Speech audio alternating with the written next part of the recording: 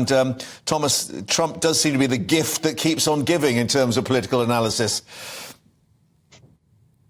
Absolutely. And, you know, in terms of the politics, Trump did, I think, last night exactly what he wanted to do. He's in the midst of a Republican primary. He wants to play to his base. And so that's what he did. He threw red meat to them on January 6th on allegations of a stolen election. He even called the moderator, Caitlin Collins, a nasty person on stage.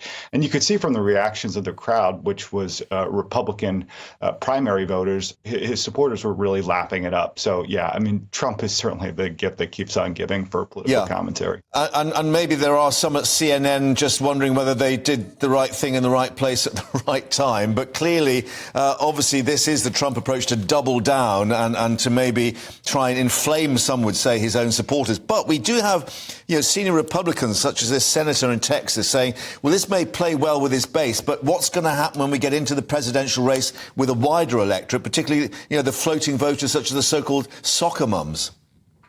Right. I mean, that's always the big question with Donald Trump, which is, you know, he has this core of support among the Republican base, but how does that translate into a general election? And of course, in 2020, he wasn't able to get a broad enough appeal to actually win that election.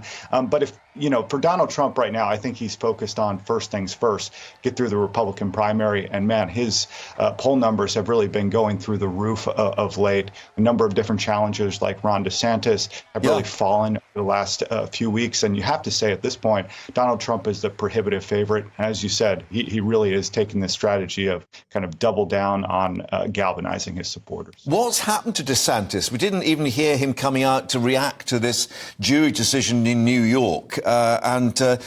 Seemingly, you know, he's, as you say, falling further and further back in terms of the Republican polling.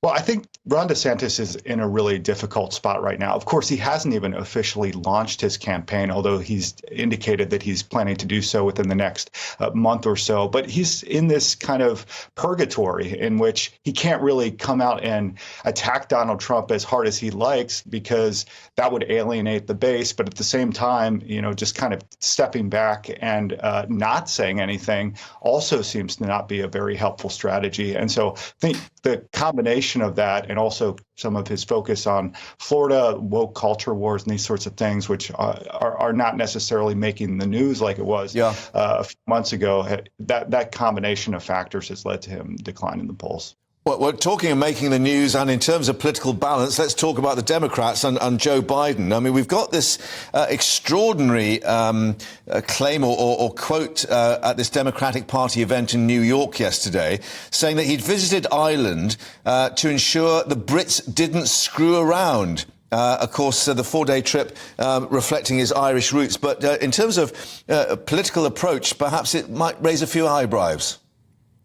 It might, although I have to say I'm not sure if this is as big of an issue here in the UK as it is in the United States. And so just in terms of the domestic politics, as Joe Biden faces, you know, no primary challenger and then is heading into the general election, I just doubt that this is going to be a big issue. Hasn't really made headlines or been sort of the focus of news in the United States. But, you know, still, it's certainly an issue, of course, over here in the UK as well.